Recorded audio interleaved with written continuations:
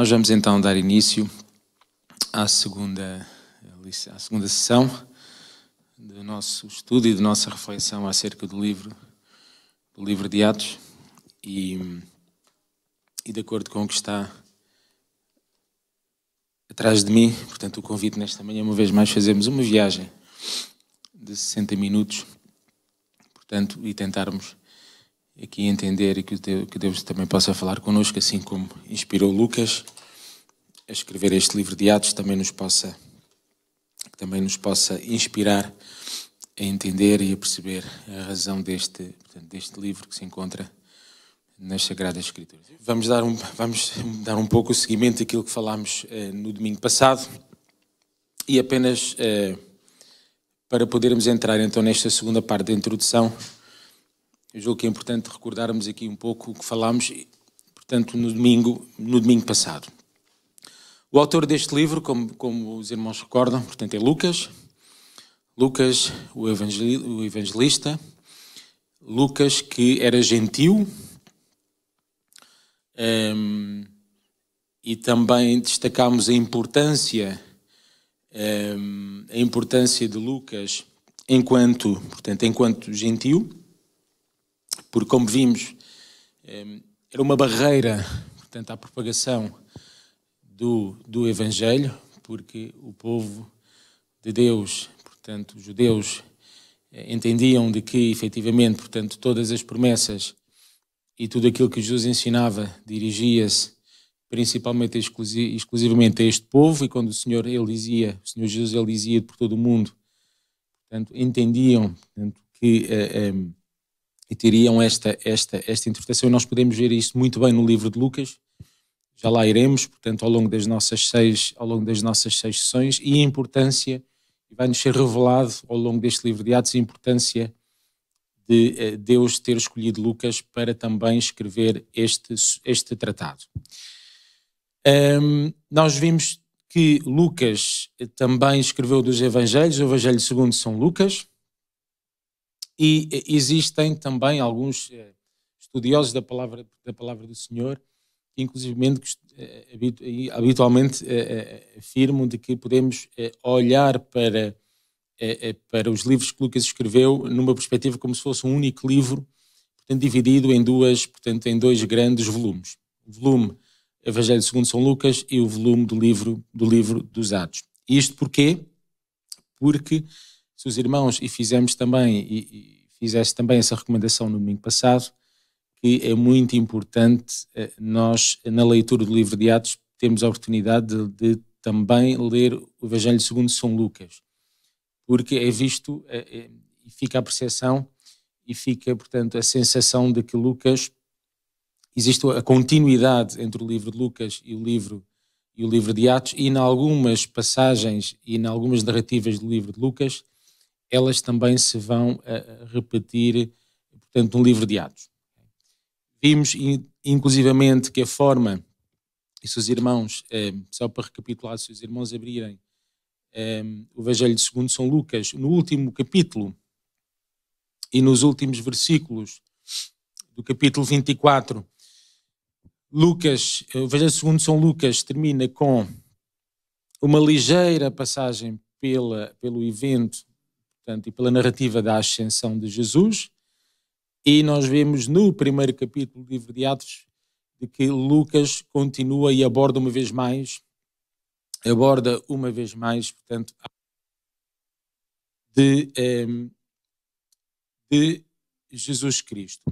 Da mesma forma, e também fizemos aqui um ponto muito interessante entre o versículo número 49, um dos últimos versículos do Evangelho segundo São Lucas, e o versículo-chave, que eu considero o versículo-chave do livro de Atos, capítulo 1, versículo 8, vale a pena recordar, e ele está a ser projetado, portanto, aqui atrás de mim. Portanto, existe também aqui semelhança entre o versículo 24 do capítulo, versículo 49 do capítulo 24 de Lucas e o versículo 8 do capítulo 1 de Atos.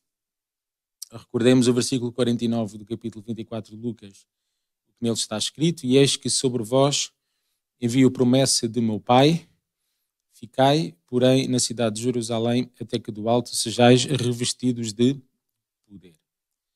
Versículo-chave do livro de Atos: mas recebereis a virtude do Espírito Santo e que há de vir sobre vós e ser-me-eis testemunhas, tanto em Jerusalém como em toda a Judeia e Samaria e até aos confins da terra. E este versículo 8 é um bom resumo, uma boa súmula de tudo aquilo que vai suceder no livro de Atos. Irmãos, se tiverem, eu fiz aqui também esta recomendação na semana passada, se os irmãos tiverem sempre, e quem tiver a leitura, e fizer uma leitura atenta, uma leitura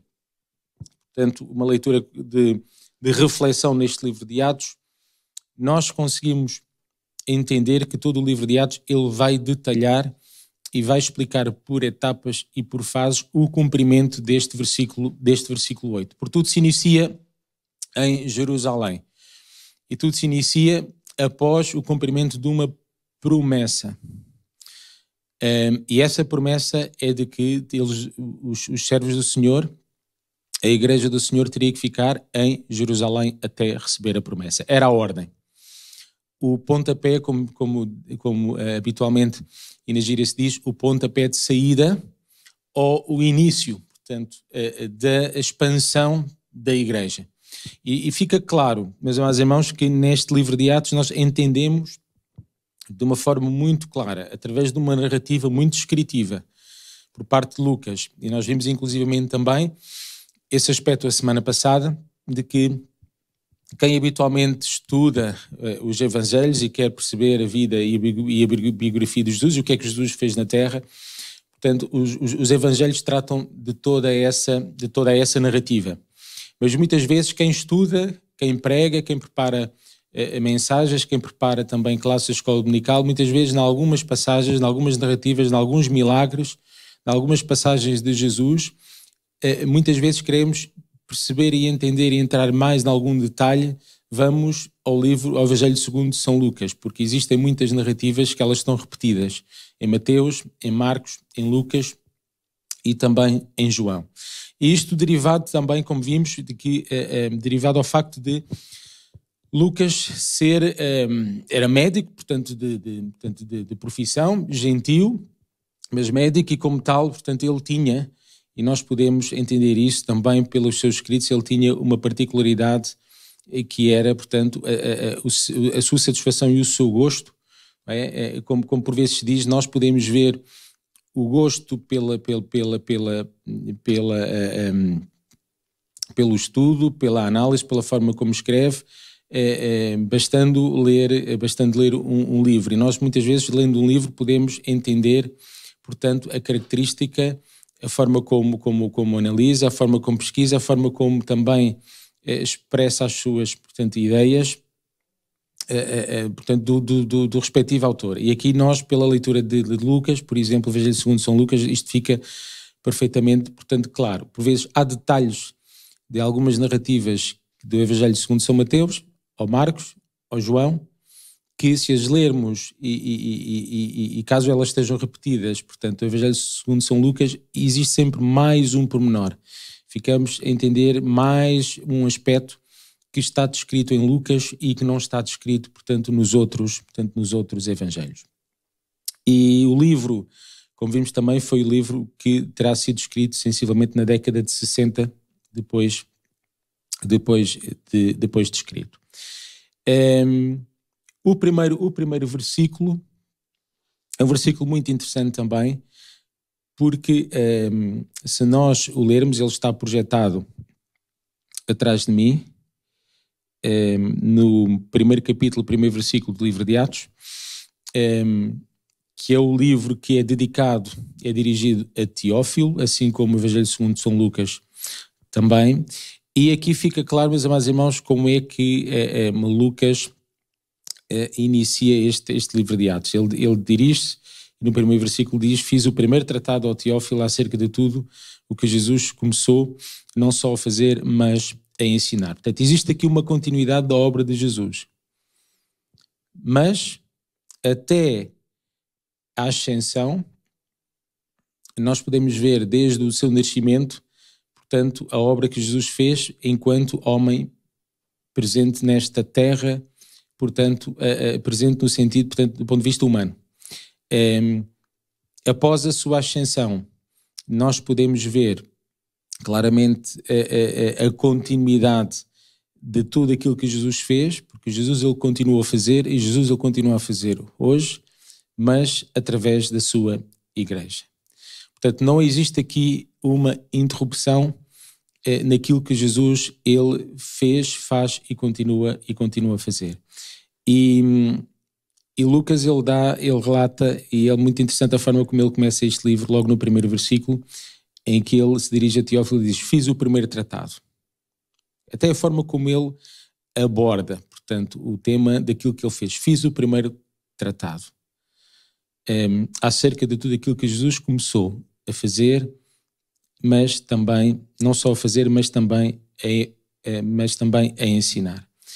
E Lucas é aqui o ponto de...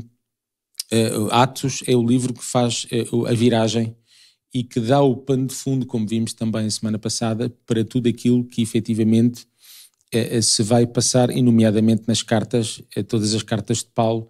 Existem muitas narrativas e muitos pontos e muitos assuntos que Paulo ele aborda nas suas cartas, que já são introduzidas, portanto, no livro de Atos, e alguns eventos que, inclusivamente, já são relatados também por Lucas no livro, portanto, no livro de Atos. Assim como no Antigo Testamento temos, a partir do livro de Josué até Ester, temos muitas narrativas sobre a história do povo de Deus, desde a conquista de Canaã até depois do exílio, que serve de pano de fundo para muitos profetas que vieram, portanto, a seguir a estes, portanto, a seguir a estes livros. Assim também o livro de Atos é um pano de fundo, e podemos considerar como pano de fundo tudo aquilo que efetivamente, portanto, é relatado, portanto, nas cartas de Paulo, e é relatado depois mais para a frente. É fácil atender ao tema, portanto, que fique aqui também destacado, portanto, qual é o tema do livro de Atos. E nós podemos lê-los, portanto, e podemos, portanto, ver também nos primeiros 3 versículos que o tema não é nada mais, nada menos do que a propagação, não é? A propagação e o triunfo do Evangelho, a propagação e o crescimento da Igreja pelo poder do Espírito Santo. Ok? Isto dito por outras palavras, nós podemos ver em toda a narrativa, portanto, do livro de Atos, que sempre se vai falar sobre o reino de Deus. Quando Filipe ele chega a Samaria, vai falar sobre o reino de Deus. Quando Paulo chega aos confins da terra, quando chega a Roma, ele continua a falar sobre o reino de Deus. Então, meus amados irmãos, nós estamos aqui num livro que realmente conseguimos entender a história de como é que tudo se inicia acerca do reino de Deus. É uma verdadeira narrativa, se podemos resumir desta forma. Nós temos em Atos uma verdadeira narrativa do estabelecimento do reino de Deus aqui na Terra, e que ele continua, portanto, a ser uma realidade nos dias de hoje. Na Bíblia está efetivamente, portanto, explicado como é que isto tudo, portanto, sucedeu. Começou em Jerusalém, Judeia, Samaria, até aos confins da terra. E importa ter bem presente, portanto, que os confins da terra, portanto, o facto de ir de Jerusalém até Roma, o conceito de confins da terra, naquela época, há cerca de mais ou menos 2000 anos atrás, o facto de poder ir até Roma, para eles já era um desafio extraordinário. Claro que hoje nós temos uma perspectiva completamente diferente, não é? Certamente que podemos entender de que poderão existir ainda alguns lugares do mundo onde é que o Evangelho poderá não ter, portanto, não ter chegado. Mas a propagação do Evangelho hoje está muito mais efetiva do que estava naquele momento. Mas até mesmo quando Paulo ele se dirigiu, portanto, nas suas viagens missionárias, ele se dirigiu e o seu ponto máximo terá sido Roma, meus amados irmãos, naquela altura, portanto, foi efetivamente um grande desafio. E assim também deverá continuar a ser uma inspiração para a igreja dos dias de hoje, porque a igreja primitiva não tinha as condições que realmente, portanto, nós temos nos dias de hoje. Hoje é muito fácil, inclusivamente relativamente até a esta situação pandémica que estamos a viver hoje. Nós temos os cultos online. Hoje as novas tecnologias, o canal digital permite-nos em 2 ou 3 segundos estabelecer contacto com alguém que está do outro lado do Atlântico. Hoje nós temos todos os meios, nós temos todos os canais, mas certamente que mesmo com todo o desenvolvimento tecnológico e digital que nós temos, e nomeadamente até a nível dos meios de transporte, não é? Naquela altura não havia nenhum balcão, não é, da TAP ou balcão da EasyJet, não é, onde Paulo pudesse chegar, portanto, adquirir o seu bilhete de avião, embarcar no Terminal 2 aqui do aeroporto de Lisboa e ir, portanto, até aos Estados Unidos. Não existia nada disso, mas os problemas, as barreiras, nós vamos ver também ali ao longo do livro de Atos, relatam-nos, e é muito, muito interessante como é que também todos os obstáculos, e alguns dos obstáculos que tentavam impedir a propagação, já nesta altura de Atos, quando foi escrito, portanto, a narrativa de Atos, alguns obstáculos que eram impeditivos da propagação do Evangelho, eles ainda continuam a ser presentes nos dias de hoje.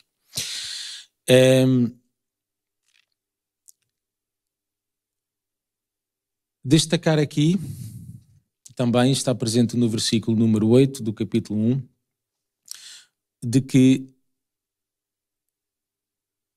tudo isto se faz através do revestimento de um poder.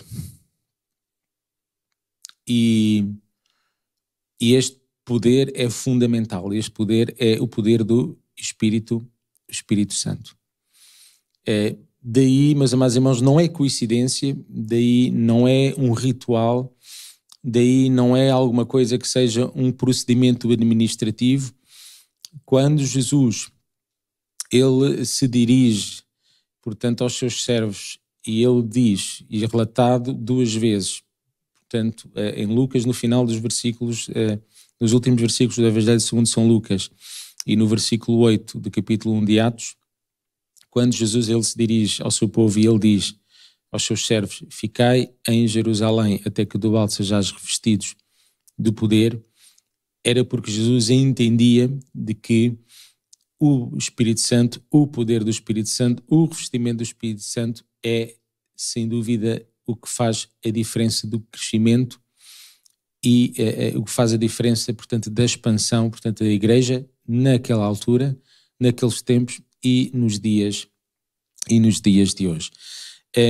Uma outra característica também dos livros de Atos, do livro de Atos, é de que ele também nos dá aqui e nos ensina em alguns aspectos, portanto, até da gestão administrativa, portanto, da igreja. Nós vemos a passagem, portanto, da eleição, portanto, dos diáconos, onde realmente fica claro as características através das quais, portanto, já naquele tempo, portanto, se baseava para selecionar, ou melhor, para eleger, para escolher, portanto, os diáconos. Ainda hoje nós utilizamos, portanto, ainda hoje certamente a igreja para buscar, portanto, servos e servas para servir ao Senhor, manterá também portanto, essas características para poder eleger, assim como nós iremos ver mais à frente nas próximas sessões, assim como também outros aspectos de que são relatados no livro de Lucas, no livro de Atos, e que ainda hoje são portanto, uma realidade. Como é que se encontra estruturado, e de uma forma muito superficial, como é que hoje se encontra estruturado o livro de Atos? Acima de tudo, o livro de Atos também nos vem mostrar como é que as profecias de Jesus elas se vão cumprir. Se os irmãos tomarem nota e registarem Marcos 16, capítulo 16, versículo 15 ao versículo 18, assim como os capítulos de Mateus, e podemos abrir Marcos no capítulo 16, versículo 15 e versículo 18, 15 a 18,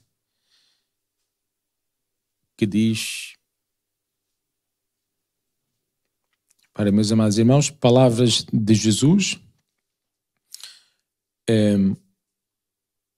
versículo 15 diz: e disse-lhes, Jesus disse-lhes, ide por todo o mundo, pregai o evangelho a toda a criatura. Quem crer e for batizado será salvo, mas quem não crer será condenado. E estes sinais seguirão aos que creem. Em meu nome expulsarão os demónios. Falarão novas línguas. Irmãos, recordam-se o que é que se passou no dia de Pentecostes?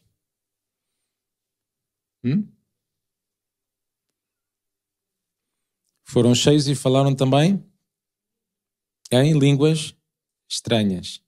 Falarão novas línguas. Pegarão nas serpentes, e se beberem alguma coisa mortífera, não lhes fará dano algum. E porão as mãos sobre os enfermos e os curarão. Lembram-se aquele homem que estava na entrada do templo e quando Pedro ia subir para o templo? Ainda hoje nós temos Coríntios, a escola dominical diz: prata e ouro não tenho, mas isso que tenho eu te dou. Em nome Nazaré, levanta-te e põe-te de pé. Então, meus amados irmãos, nós vimos realmente, portanto, coisas que Jesus ele falou a serem cumpridas e começarem a serem cumpridas, portanto, neste livro de Atos. Os irmãos também notam, também nós não vamos ler aqui, não temos tempo, Mateus do capítulo 10 ao capítulo 24, toda esta narrativa de Mateus, portanto, também profecias de Jesus, Jesus a falar relativamente àquilo que aí vinha, portanto, a serem aqui relatadas também em algumas narrativas no livro de Atos. Em Atos, quando Jesus diz Atos 1:8, que também está falando acerca do futuro, o povo do Senhor, os servos do Senhor, não estavam ainda a entender muito bem o que é que Jesus ele queria dizer, mas hoje fica claro. E fica claro porque nós temos, portanto, a palavra do Senhor e hoje é muito simples a entender, não é? Hoje não há nenhum irmão que não entenda o que é que Jesus queria dizer quando ele se dirige aos seus servos, no versículo 8 do capítulo 1 de Atos, e diz: ficai em Jerusalém até que do alto, etc, etc, etc. Okay? Mas para nós fica muito claro, não é? Nós hoje temos a vida muito simplificada, não é?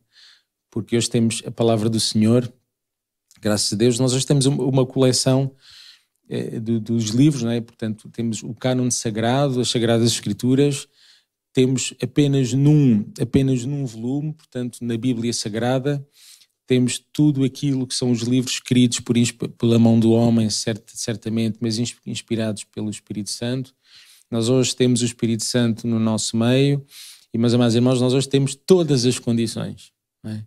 todas as condições que no passado certamente eles não teriam. Mas, meus amados irmãos, a expansão da igreja que vem relatada também neste livro de Atos, a forma como foi conduzida, demonstra-nos efetivamente de que a propagação do Evangelho e tudo aquilo que nós fizermos, se não estiver debaixo da direção e debaixo do revestimento do Espírito Santo, meus amados irmãos, não funciona. Melhor dizendo, portanto, por mais que nós nos possamos esforçar, se nós não estivermos debaixo da direção do Espírito Santo e revestido deste poder, portanto, nada mais trata do que a obra humana. E assim como se monta, rapidamente ela fica, portanto, ela se desmonta. Mas aquilo que é, meus amados irmãos, levantado pelo poder de Deus, isso jamais, portanto, jamais o Senhor ele permitirá que seja, portanto, derrubado. E a realidade é esta, o facto de nós estarmos aqui nos dias de hoje. Portanto, o facto de ainda existir igreja. Portanto, significa, e tantas coisas já se têm levantado contra a igreja do Senhor. Mas o facto de nós estarmos aqui significa isso mesmo, de que a igreja do Senhor é algo, portanto, que foi estabelecido debaixo do poder de Deus. E tudo aquilo que é estabelecido debaixo do poder de Deus jamais em tempo algum vai ser derrubado, jamais em tempo algum vai ser derrotado. Continuando aqui na estrutura do livro de Atos, ela começa, portanto, em Jerusalém, como vimos, o centro, portanto, o início de todas as coisas. Depois vemos o Evangelho, meus amados irmãos, a ser propagado para a Judeia, para a Samaria, até aos confins da terra. Curioso, Atos, os irmãos vão encontrar duas principais personagens. Existem várias personagens em Atos, mas duas principais personagens. Até podemos mais ou menos, portanto, afirmar isto, de que metade será de Pedro e outra metade, portanto, será Paulo. E existe aqui um paralelismo, existe aqui, meus amados irmãos, portanto, aqui algum paralelismo entre Pedro e Paulo. Mas, irmãos, já sabem, os dois principais personagens deste livro de Atos, estamos a falar de Pedro e estamos a falar de Paulo. Existem aqui algumas semelhanças curiosas. Os irmãos tomem nota. Pedro enfrenta, isto tudo está relatado no livro de Atos, Pedro enfrenta um mago. Paulo também enfrenta um mago. Nós depois mais à frente iremos ver estas narrativas. Pedro expulsa demónios, assim como Paulo também expulsou demónios. Pedro prega para um gentio, Cornélio. Um ponto e uma narrativa extraordinariamente importante. Pedro não era gentio e Pedro prega para um gentio.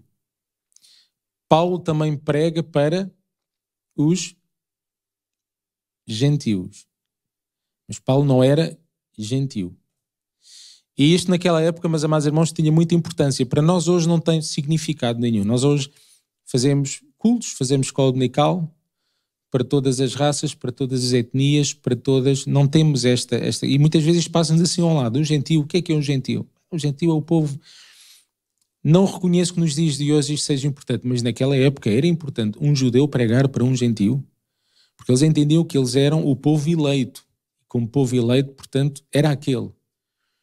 E não mais nenhum. Daí que um dos momentos altos também deste livro de Atos é quando Pedro ele vai pregar para Cornélio. E depois é toda essa passagem ela é utilizada mais à frente no concílio de Jerusalém, que é outro ponto alto também do livro de Atos. Porque naquela época, meus amados irmãos, não aceitavam que um gentio pudesse ser, efetivamente, fazer parte desta igreja, pudesse, efetivamente, fazer parte do povo escolhido de Deus. Isto hoje não faz muito sentido para nós, mas naquela época fazia. E daí, nomeadamente, muito interessante, meus amados irmãos, Lucas ser um gentio.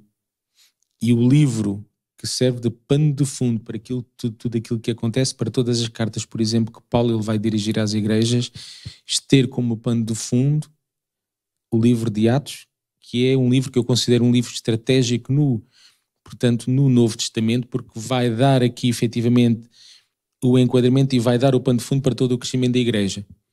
e Lucas era um gentil. E estamos a falar da expansão da igreja, da expansão do reino de Deus. Okay? E nós vemos uma ligação entre Pedro e Paulo. E eles vão se encontrar, portanto, os irmãos, se quiserem já começar também a tirar estas notas, outro ponto alto, Atos, portanto, o Concílio de Jerusalém, onde um dos principais temas é esse mesmo. Como é que um gentil pode efetivamente ser considerado como alguém que faça parte do reino de Deus? Isto de uma forma muito simples, mas a ideia efetivamente é esta. Nós vamos ter a oportunidade de olhar muito bem para este capítulo 15, portanto, para este capítulo 15 de Atos, onde se estabelece o Concílio de Jerusalém. E, meus amados irmãos, esse era um ponto, e foi um ponto que Deus, portanto, ao inspirar Lucas para escrever este livro de Atos, o que Deus nos quer mostrar, hoje teremos efetivamente outros obstáculos, outros teremos outras barreiras, mas naquela época foi um obstáculo e foi uma grande barreira. Okay? Portanto, e que nos possa inspirar para que os grandes obstáculos e barreiras dos dias de hoje também possam ser ultrapassados.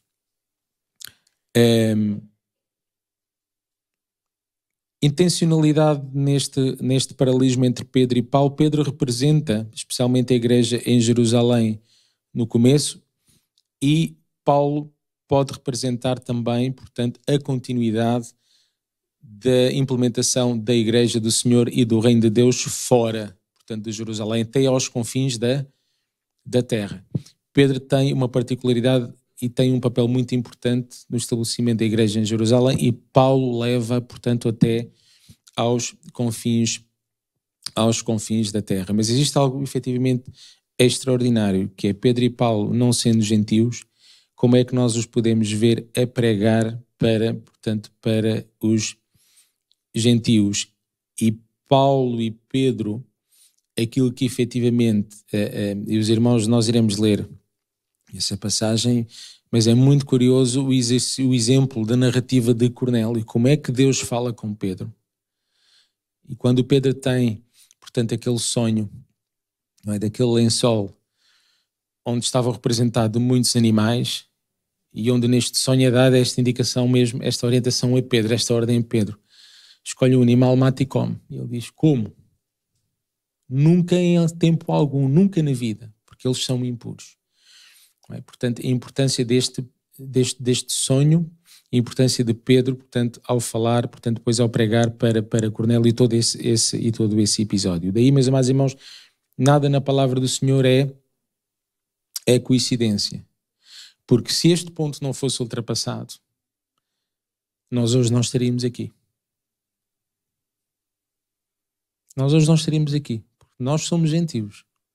Não sei se há algum irmão da igreja aqui na nossa área que seja de género judeu, que seja judeu. Não sei se tem na sua família ou não. Por acaso não tenho essa... julgo que não.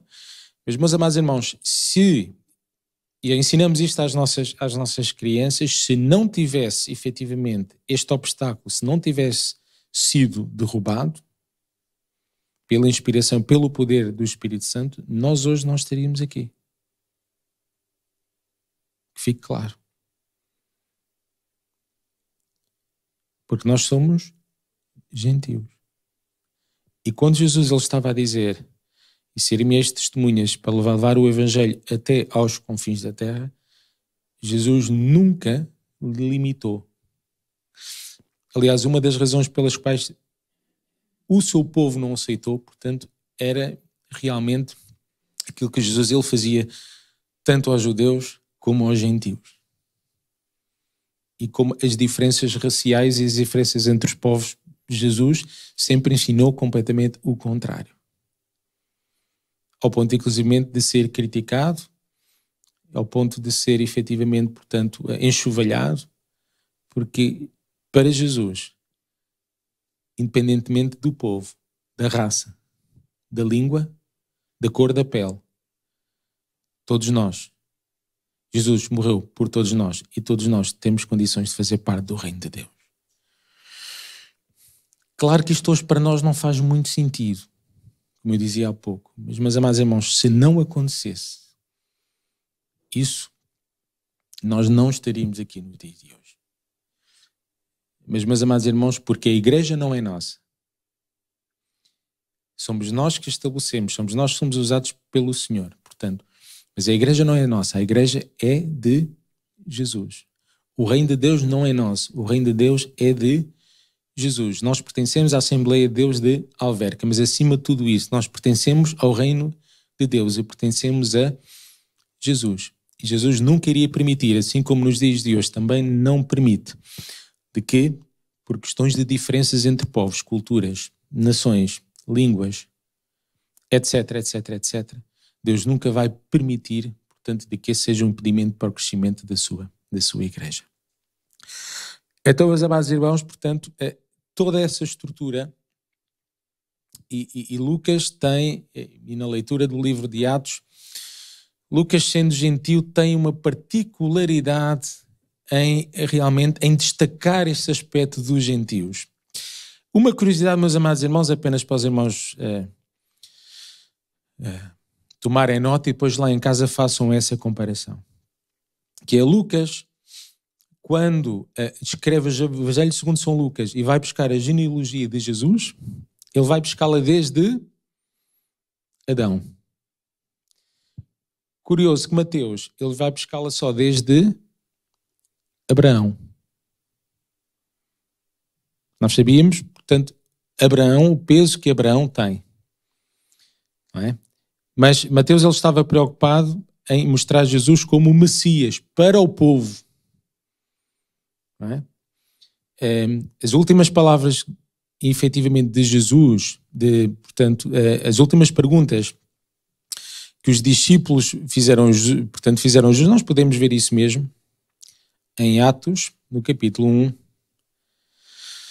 Vamos ver aqui.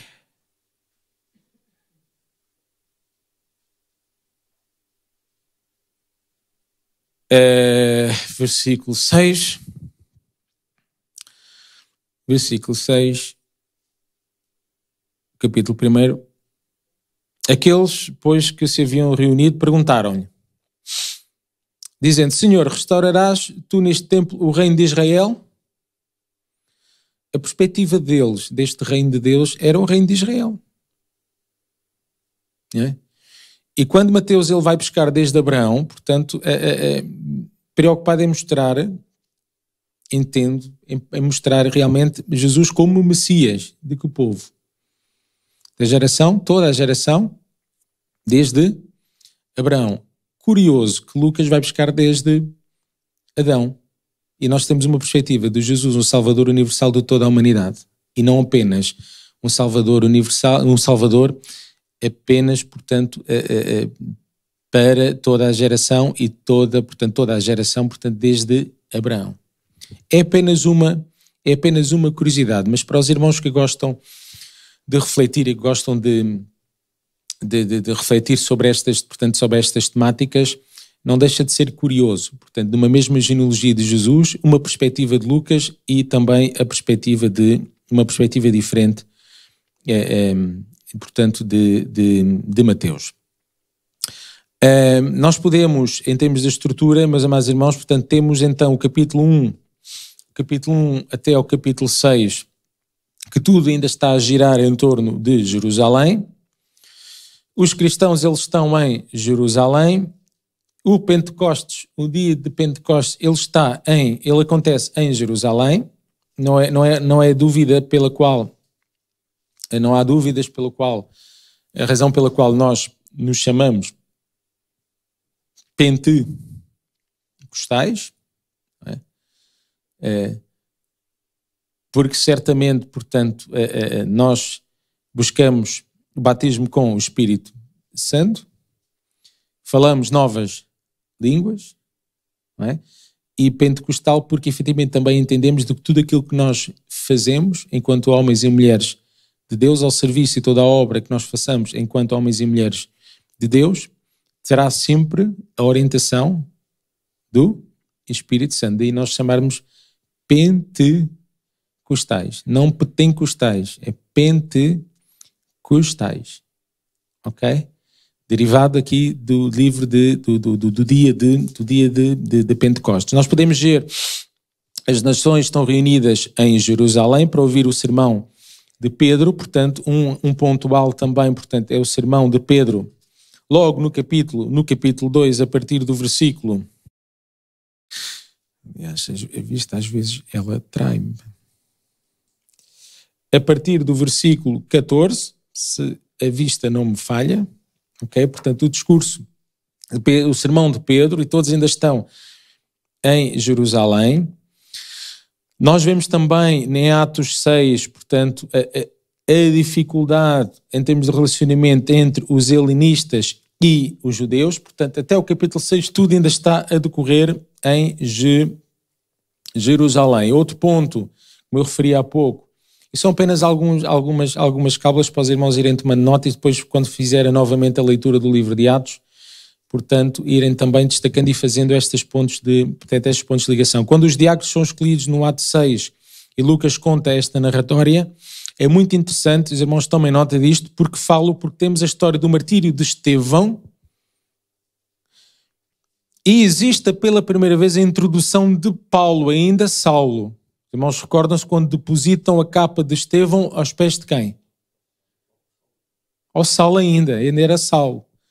Mas o Paulo como nós o conhecemos, portanto, ao Saulo de Tarso. E depois fica ali sossegado, portanto, existe a primeira aparição na narrativa de Saulo no martírio, portanto, de Estevão, e fica ali até voltar mais à frente, portanto, volta mais à frente a falar, portanto, de Saulo e do encontro de Saulo com Jesus, okay? E a partir daí como Paulo.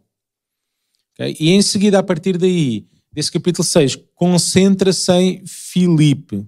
Okay? Filipe, meus amados irmãos, é um dos diáconos e a primeira coisa que faz é ir para onde? Para Samaria, pregar o Evangelho. Então temos aqui uma outra personagem que é, portanto, Filipe. Depois João e Pedro vêm para confirmar aquilo que está acontecendo ali e vai avançando até que nós chegamos ao capítulo 10 e ao capítulo 11. Ainda estamos com Pedro como personagem principal e o que acontece a Pedro é que tem uma visão do lençol e que vai pregar, portanto, para Cornélio, um gentio. Mas o Senhor ele já tinha falado com Cornélio. Certo? Cornélio já tinha efetivamente aceito Jesus, já conhecia, portanto, Jesus, portanto, e faz aqui, e é importante, portanto, aqui em que existe, como eu dizia há pouco, este rompimento do Evangelho. Portanto, o Evangelho ele rompe mais uma barreira neste episódio, quando Pedro, mas antes de Pedro, meus amados irmãos, ir falar com Cornélio, eu acredito que seria muito difícil Pedro ir falar com Cornélio se Deus, através daquele sonho, não tivesse falado com Pedro. Daí a importância, meus amados irmãos, de tudo aquilo que nós possamos fazer, por mais incrível, por mais difícil que seja, se nós o fizermos debaixo da unção e da direção do Senhor e da direção do Espírito Santo, não há nada nem ninguém, não há nenhum obstáculo que possa acontecer. Humano ou de qualquer outra espécie. Porque Jesus ele prepara tudo. Nós temos aqui este episódio muito interessante, como é que Jesus preparou a conversa de Pedro com Cornélio. Jesus, ele falou, o Espírito Santo falou com Cornélio, Deus falou com Pedro através daquele sonho, através daquela visão, aliás do lençol, e proporcionou um encontro entre os dois. E como é que esse evento é efetivamente extraordinariamente discutido, portanto, no concílio de Jerusalém. Depois, mais à frente, portanto, rompe o Evangelho, portanto, já não está concentrado apenas a expansão do Evangelho na Judeia e em Samaria, agora está indo também começou neste momento a ir para os gentios, a ir para outros povos. Depois de seguir, entre o capítulo 13 e o capítulo 20, temos também aqui as narrativas das viagens de Paulo. Okay? Temos a primeira viagem, a segunda viagem e a terceira viagem, portanto, 3 viagens missionárias. Existe uma última viagem, portanto, em que Paulo efetivamente é levado, portanto, para Roma. E quando Paulo chega a Roma, não é? Naquele tempo, naquela perspectiva, podemos ver como os confins, portanto, da terra. É muito curioso teremos a oportunidade também de projetar isto, portanto, vermos aqui no mapa, pode não parecer muito nos dias de hoje, mas naquela altura, de Jerusalém a Roma, era um desafio extraordinariamente grande. Não é? E como é que é possível, portanto, e naquele tempo entendíamos, portanto, que era visto como os confins da Terra. Claro que isto hoje, um voo se calhar 2 horas, portanto, não é confins da Terra de coisa nenhuma, não é? Portanto, hoje em 2 horas de avião nós colocamos lá. Mas naquela altura não era assim. Portanto, era o mais distante de Jerusalém que poderíamos imaginar naqueles tempos, seria efetivamente estar em Roma. E no último versículo do livro de Atos, versículo 31 do capítulo 28, Paulo está em Roma e uma vez mais Lucas ele encerra o seu livro com este último versículo, onde Paulo efetivamente está pregando sobre o reino de Deus, portanto, naquela cidade. E depois de lermos todo o livro de Atos, os irmãos concentrem-se novamente no capítulo 1 e versículo 8. E é muito interessante, nós vemos como é que tudo vai ocorrer e a forma da narrativa muito bem construída, com os detalhes, a preocupação que Lucas teve, obviamente sempre com inspiração divina, mas meus amados irmãos, quando o homem ou uma mulher se deixa dirigir por Deus e se deixa dirigir pelo Espírito Santo, meus amados irmãos, e as duas peças, as duas áreas fundamentais do ser humano, aquilo que ele de si já é, não é? As suas, efetivamente, aquilo que ele vale, as suas competências. Eu acredito que parte desta preocupação na narrativa, desta narrativa descritiva, desta preocupação, deste processo de investigação, agora está-me a falhar o melhor termo, portanto, de análise daquilo que Jesus tinha feito, portanto, os tratados, toda esta preocupação em descrever muito bem, isto poderá vir, portanto, de Lucas enquanto, efetivamente, portanto, enquanto estudioso, de Lucas enquanto se preocupando por narrar aquilo, portanto, tudo aquilo que ele poderia ver da forma mais pormenorizada e cuidada possível. Lucas também, portanto, tinha estudos, portanto, era médico, portanto, teria estudos, alguma destas métodos, portanto, de escrever, de ler, certamente o teria, portanto, e teria influenciado, e tudo isso que Lucas apresentava enquanto homem, debaixo da unção de Deus, meus amados irmãos, debaixo da unção e da inspiração divina do Espírito Santo, nós temos o resultado deste livro maravilhoso, não é? Do Evangelho segundo São Lucas e também deste livro maravilhoso de Atos. Portanto, uma das características literárias, portanto, é que Lucas, ele conta histórias e apresenta-nos narrativas, portanto, muito extraordinárias de exemplos de coisas boas e de coisas menos boas. Não é? O exemplo de algo extraordinário, de uma narrativa onde nós podemos tirar um bom exemplo. Olha, Atos no capítulo 4, onde nós vemos, portanto, Barnabé. Barnabé, meus amados irmãos, ele, até o pouco que tinha, ele depositou aos pés, portanto, aos pés e ao serviço da igreja. Mas, por outro lado, temos aqui algo menos bom, mas que nós também temos aqui uma lição onde nós podemos retirar ainda para os dias de hoje, que é o Atos 5. E é curioso que aparece a narrativa de Barnabé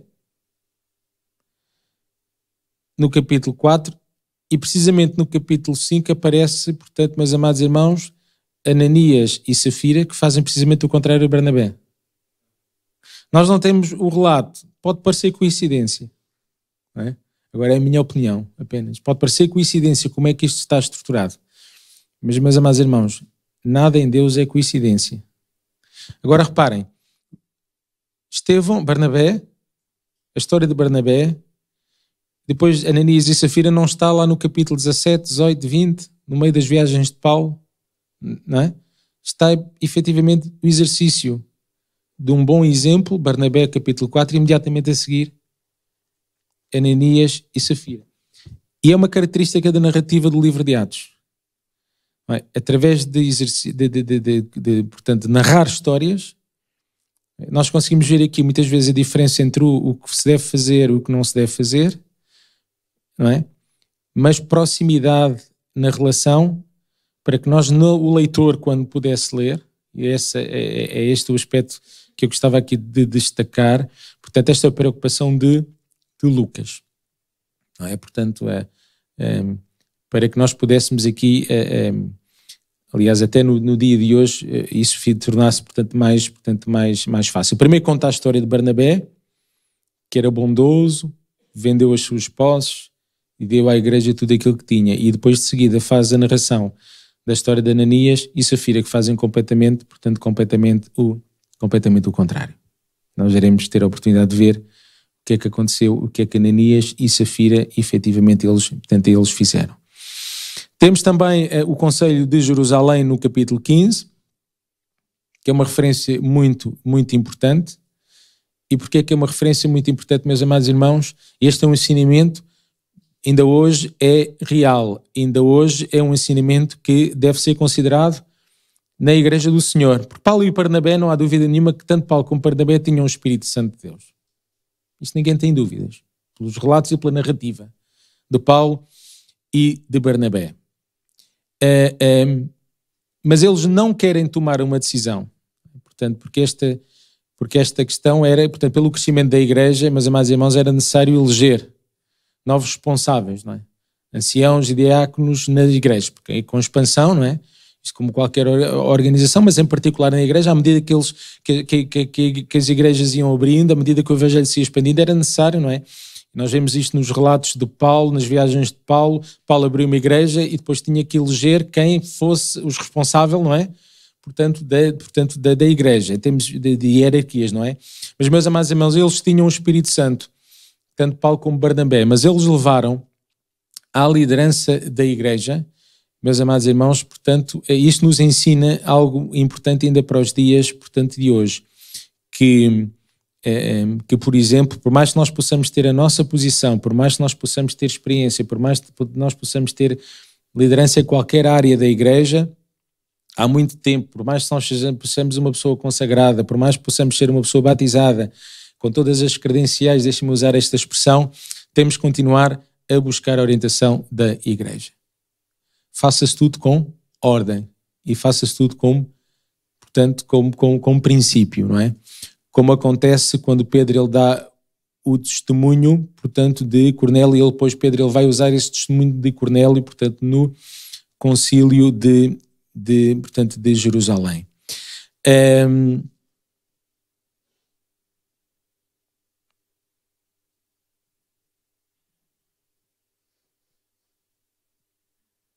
Portanto, meus amados irmãos, e para terminar, assim como, eu deixava apenas esta ideia, assim como no Antigo Testamento temos relatos e temos narrativas de como é que Deus, portanto, como é que Deus operou e que serviram de base para os profetas, assim, meus amados irmãos, portanto, nós temos uma riqueza cujo valor não tem preço, portanto, para a Igreja do Senhor e para a expansão e para a evolução da Igreja do Senhor, e em alguns aspectos, portanto, ensinamentos para a Igreja do Senhor, nós temos também aqui neste livro, portanto, neste livro de Atos. E graças a Deus por Deus ter escolhido Lucas como autor, graças a Deus por Lucas se deixou guiar pelo Espírito Santo e graças a Deus pela capacidade narrativa que Lucas teve, porque, meus amados irmãos, ainda hoje nós nos sentimos abençoados a ler estas passagens, ainda hoje nós retiramos ensinamentos para a Igreja dos tempos de hoje através da leitura, portanto, deste livro de Atos. Nós no próximo domingo, meus amados irmãos, nós já iremos começar a entrar um pouco mais, portanto, em detalhe em alguns pontos e na estrutura, portanto, deste livro, não é? Até agora falámos da narrativa de Barnabé, falámos, portanto, da narrativa, portanto, de Pedro a pregar, portanto, ao Cornélio, falámos da narrativa por alto, portanto, do concílio, portanto, de Jerusalém, passámos também pelas viagens, portanto, pelas viagens de Paulo. Dissemos aqui algumas considerações relativamente ao estilo, portanto, ao estilo de Lucas. Fizemos também aqui alguma comparação entre, portanto, o livro de Atos e outras, portanto, passagens noutros livros. Aqui também a sequência entre Lucas, o Evangelho segundo São Lucas e Atos. Portanto, o versículo-chave, do que é que se trata, do reino de Deus, a importância do dia de Pentecostes, a importância da inspiração, portanto, do Espírito Santo em tudo aquilo que nós possamos fazer. Portanto, nós a partir do próximo domingo vamos começar a entrar aqui mais em detalhe em alguns pontos chaves, em alguns pontos altos deste livro de Atos, assim como outros que também não os relatei. Teremos a oportunidade, portanto, de entrar em detalhe. Portanto, meus amados irmãos, uma vez mais, os irmãos, recomendação, possam reler o livro de Atos, e também seria importante ler o Evangelho segundo São Lucas. Mas após estes dois dias, estes 2 domingos que nós aqui tivemos, tentem fazer, portanto, e com todos estes aspectos, principais aspectos que aqui destaquei, tentem fazer esta leitura. Portanto, façam esta leitura, portanto, com estas ideias-chaves, leiam, reflitam, parem, meditem, ok? E, acima de tudo, peçam ao Espírito Santo, okay, que possa mostrar aquilo que nem eu vou ser capaz de dizer e aquilo que nenhum dos irmãos até hoje conseguiu encontrar. Porque assim como as misericórdias do Senhor, elas são novas a cada dia, assim eu acredito, tenho experiência disso mesmo, os irmãos também certamente, que até um versículo que nós já os lemos centenas e centenas de vezes. Portanto, a forma como eu o posso ler hoje, portanto, o Senhor, certamente que Ele pode determinar um ensinamento diferente e mostrar-me alguma coisa que nunca me foi revelada até então. Portanto, meus amados irmãos, façam novamente esta leitura, portanto, esta leitura de Atos, que o Senhor vos possa continuar a abençoar, e o resto de um bom domingo é este o meu desejo nesta manhã. Amém.